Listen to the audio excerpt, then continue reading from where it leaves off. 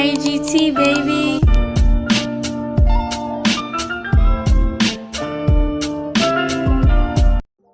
Well,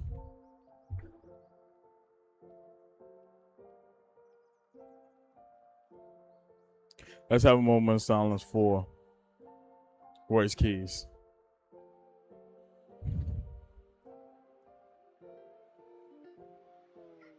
That man got sent to the upper room.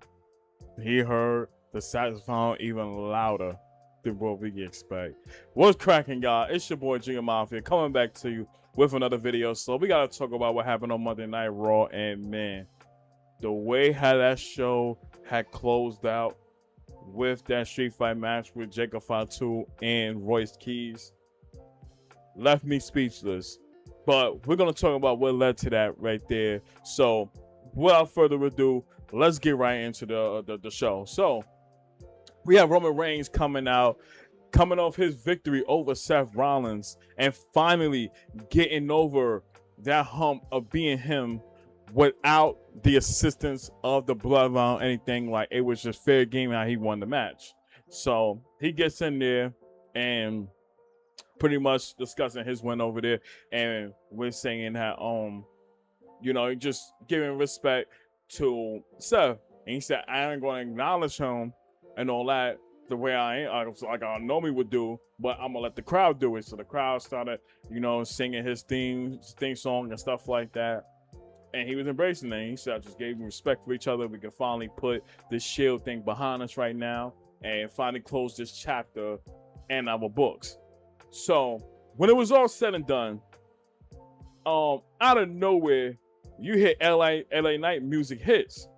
So he's coming out there and all that stuff. And especially after everything that transpired yesterday in that match, and I'm talking about Seth and Roman, you knew LA Knight was looking to get a response for that, especially looking for a world title opportunity. So he gets into the ring and then pretty much was saying that, I appreciate you for finally winning the match on your own without the aid of your bloodline and stuff like that. Like that, I can actually respect you for. But he still ended up calling him a fraud, and that's because when it came down to and I wanted an opportunity, it was always the bloodline that kept getting in the way of that too. And he would always have to get through them to get to Roman. So that's how he kept feeling about it too. He was saying I like how you say all this stuff right here, about you can do things on your own, but every time when I try to, take a shot at the title and all that too, I always got to deal with this roadblock. And he's saying this time around, things is going to change, and not to handling business with the Usos and Jacob, now I'm pretty much next in line to face you for your title. And he said, I want the same way like Seth did, where it's one-on-one, no bloodline or anything, just you and me, one-on-one, nigga, time, the place, whatever the case is. So Roman looks at him and he says, you calling me a fraud? You should be the last one calling fraud. You coming out here calling yourself a megastar when you wearing a Walmart watch and all this other stuff, like just straight downplaying LA Knight. And we're saying that when you talk about megastar and tell him zoom in, you see him with the World Heavyweight Championship, and he has this black watch on, like it's fire, and then the black, a chain on us too, like through stuff. He's just aura dripping at this point. So he let me know, this is what you call megastar right here. And then he's talking about you won an opportunity at the title. When did you have earned one? Like, you haven't won no tournaments, you haven't won a Money in the Bank, you haven't did all those things that should guarantee you a title shot and all that too. And then goes in the camera saying this is what people do. They bitch and moan and thinking, they can just get opportunities like that. And saying if you want an opportunity at this title, you're gonna have to earn it. And pretty much tell them just get in the back of the line and brushed him off. So after he's walking off, LA Knight was pretty much saying that, I like how you you saying that aura farm and all that too, like you really do that from a distance, when it comes down to, people who you're talking to. but let it be known that, when it's all said and done, I'm gonna come after that title right there, and can't nobody stop me from doing so.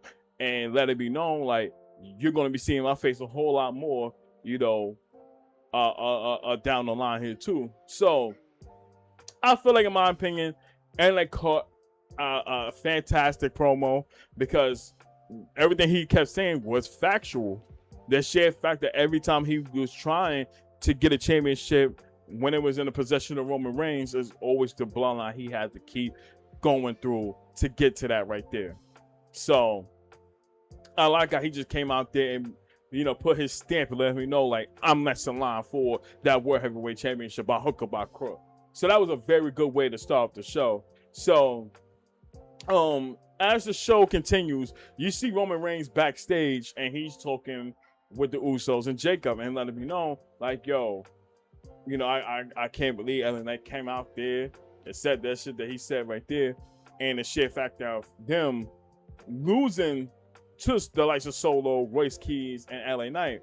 But I like how Roman was just straight downplaying, all of them, talking about, first he talked about Royce Keys, like, who's Royce Keys? Like just trying to bury his name, like as if he's just a nobody, so to speak. He's saying he ain't family. He's family? No. So he was saying that when it comes down to Solo, like, he needs to be with the family right here. He needs to be on my hip. Like, pretty much that wingman, similar to what Jacob's doing. And kept telling him, like, he's very fixated on trying to get Solo back there too. Now, do I think it's gonna happen? Not so much, but you can never doubt anything when it comes to Roman and how desperate he'll be to make something happen. So we'll see how things turns out in this case for Solo, and will it be that moment where he do turns and joins the bloodline again? That becomes a question mark, but we'll see what happens. But then he brings up LA Knight, and they're talking about Jimmy's talking about, yo, if you want to handle in the LA Knight, we can do that. Like, there ain't no problem. And Roman's saying, nah, like, y'all had your opportunity, you failed at it. You need to go worry about, everybody else, talking about Solo and Royce Keys. Is that I'm gonna handle LA Knight, and saying, let them know, like, do not touch him or any of those things. Like, I got it from there. So he walks off, and as it's happening, you literally see LA come up with his suitcase and stuff like that, and we're saying that, I wasn't that far off. I could overheard, Roman pretty much saying that all three of y'all cannot touch me. So as he's saying that, he approaches Jay about it. Jay jumps up like he was gonna do something. He said, "Oh, so you gonna hit me or anything like that, or do you gotta ask your daddy permission too and listen to him?" So he already fired up to begin with, but I like how LA Knight was playing into that shit, because he knew they couldn't do anything, and literally made an example. I mean, just made that whole thing hilarious, just to get under their skin. So I thought that was a fantastic segment right there for him, man. And he definitely was the highlight of the show up until the main event. So, before I get into the whole Royce Keys and Jacob situation, I do want to talk about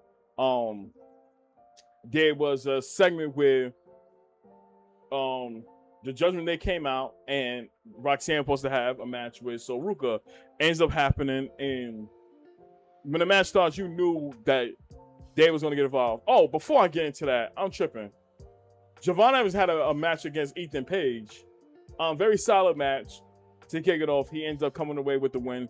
I did a crazy spot he had, his high-flying maneuvers. He jumped over the referee to go up to hit the OG cutter on the Ethan Page. Pins him for the 1, 2, 3. He gets the win. So as he's celebrating, he gets on top of the top rope. Behind him, you see somebody there, and it's the returning of Big Cass. And this man proceeded to pack up Javon Evans and pretty much ragdoll him all around the ring, and just to make a statement that I'm here now and I'm just gonna dominate. So it was a very good look. It wasn't like a crazy reaction that people was gonna expect, mainly because I guess they thought he was going to be more the side that we think he was when he was with Enzo, but that's not the case here too. So I definitely want to see what they do with his character. He had a backstage segment with Jackie Redmond, and she pretty much was asking, you know, how they feel to now return back to Monday Night Raw. And he pretty much was saying that, you know, I'm just here to stack bodies and let it be known, like, it's not the person with Javon. He was just at the wrong place at the wrong time, and just putting everybody on notice. Like, listen, I'm here to stack bodies. You just end up being the first victim of it, and don't think that this is the last time it may happen. So he was saying that 8 years, you know, he got thrown to the dirt, like, you know, it just ended up bad. So he pretty much hit to right all those wrongs, and you know, pretty much put everybody on notice that I'm here to stay, and y'all should get the fuck out my way. So that's the kind of mentality he rolls with, and I'm all for it. Now, how they book him is where we got to see what happens, because I don't want to be a scenario where for weeks he dominates and stuff like that, and then it's like another Omar situation where he go against like a main superstar on that roster, and whether he loses or wins, they do nothing with it. You know what I mean? So I just hope he don't get lost in the shuffle. You know, because every time we look at Kaz, we always say he's always connected with Enzo Amore. And at this point, I don't know when Enzo is going to make a return to WWE. We just gonna have to wait and see. Hopefully, if he's on good terms with Triple H and WWE itself, if he decides to make a comeback, it will have to be whenever Cash turns face, because you do not want to be a scenario when Enzo makes a return and this nigga's still a heel. So it has to make sense from that aspect. So I had to bring that up. Now I'm going to talk about the whole Judgment Day situation and Roxanne Soruga match. So they get involved, of course. You had Raquel being a distraction to Jessica Carr, and you know, when Soruga tried to take advantage of it and try to hit the soul snatch on Roxanne, Liv pulls her leg, was called to disqualification, and then they continue to jump her and stuff like that. So once it was all said and done, you knew somebody was bound to come out. I just didn't know who. But we get a returning Becky Lynch, and she comes out there, and at that moment, I'm thinking like, she has to be a babyface. And it looks like that at one point, and she was letting me know that she's going to be challenging. She wants to challenge Liv for the Women's World Championship. So we thought that was going to be the case, and she pretty much was saying that when it came out of your title reign, it's been absolute garbage. You only had one title reign since you won at WrestleMania, and saying that you've just been a garbage champion. It was saying that you're not even the best champion of your group, and was saying that you're not even the best champion that Dom ever slept with. So I like this little jab she was giving there. So as she was talking, out of nowhere, we get a returning Stephanie Vaquer, and she come out there looking scrumdiddlyumptious. Oh my, it's just something to her and being in them all black tights, yo. She had me there too, but let me stay on topic. My apologies, y'all. So she went on attack mode on Raquel and on Roxanne, and of course, Liv, you know, she tried to escape and all that stuff, but she managed to get to put the beast on her as well. So when it was all said and done, she pretty much got away. Her and Becky ended up having a stare down, and it now makes me believe, like, is Becky even a heel or she a face? Like, we don't know now. So it looks like we're gonna probably have some interactions with Becky and Stephanie, and that's gonna probably determine who's going to face Liv Morgan for the Women's World Championship. So we'll see how that whole thing turns out. But it was very good to see Stephanie Raquel make a return, who we haven't saw since WrestleMania. So that was dope to see. Now I want to talk about this segment here, and that was with they played a tribute video for Brock Lesnar, the same one they had played for when, you know, we thought he retired at WrestleMania after Oba beat him and all that, and they gave him a tribute package and all that stuff. They pretty much did the same thing. The only thing they added in was him losing to Oba at SummerSlam and all that stuff, and pretty much giving like a pass the torch moment, you know, to him, and kept saying like, you know, I'm the past, you're the future, all that stuff. So when it was all said and done, you see Paul Heyman looking backstage at the TV. So Oba walks in his presence, and he pretty much was saying that I didn't get a chance to tell Brock Lesnar this. So when you get a chance, tell him I said thank you. And of course, Paul Heyman also said, you know, I want to give you respect as well on winning your match and all that too, and I appreciate you. So it was a mutual respect there too. So I thought that was dope to see. And Oba was making his way towards the ring. So he gets out there, and his Nigerian gear on. It looked dope. It should look dope. So he gets in there, and he pretty much was letting me know that, reflecting on his match with Brock and him winning, and how much it was a pass the torch moment and it meant to him, and saying that him and Brock had mutual, you know, respect for each other and all that stuff. And, you know, he's saying that now that he passed the torch for me, like, I'm going to lead WWE into the future. Like, now I'm going to be that center face right here.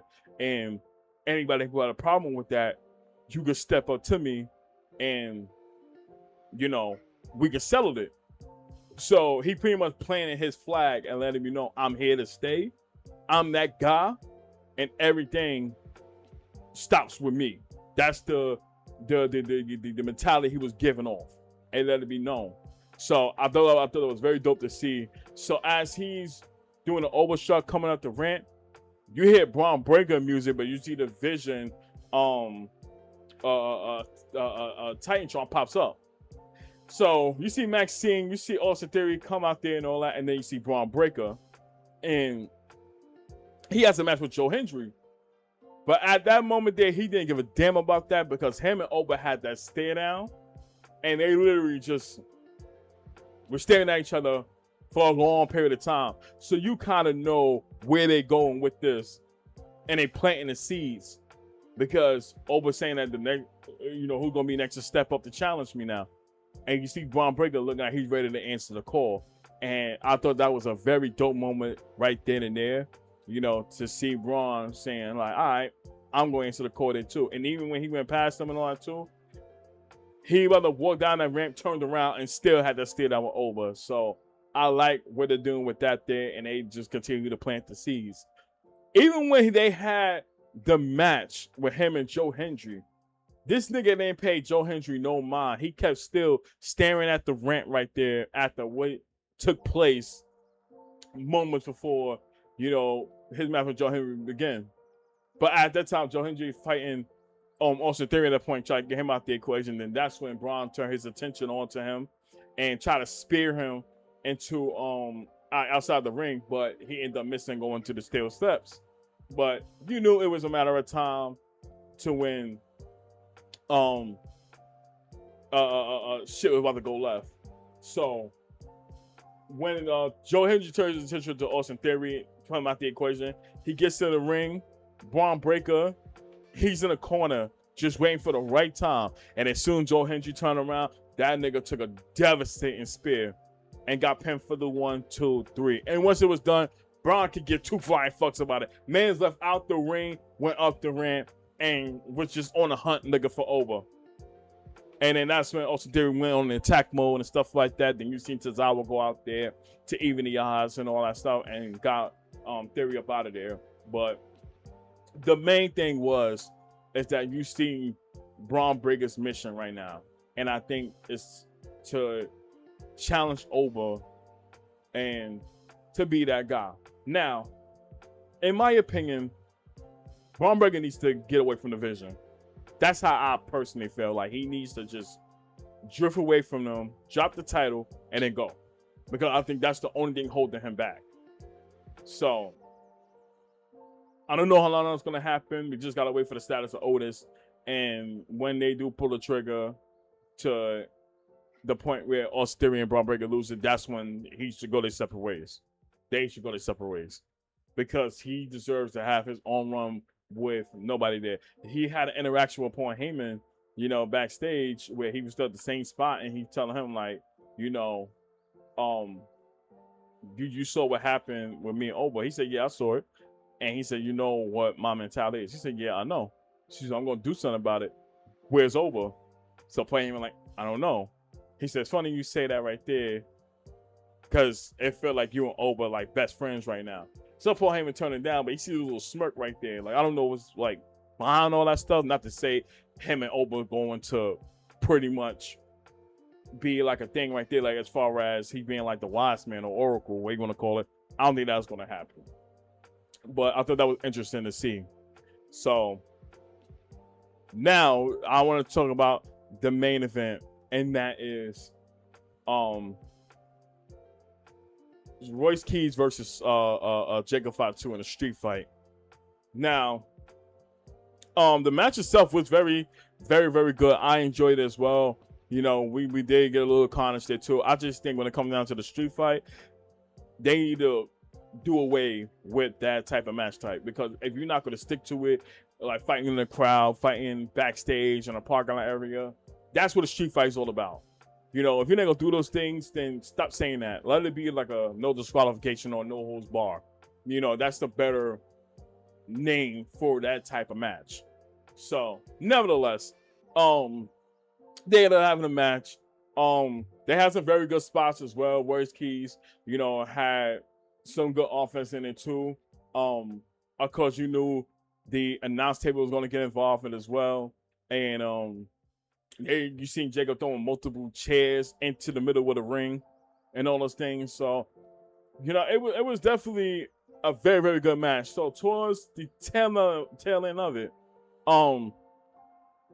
they get into the ring and you see Royce Keys, and he about to charge at Jacob to try to put him through the table, but Jacob was able to turn it into a Samoan drop, and he puts Royce through the table.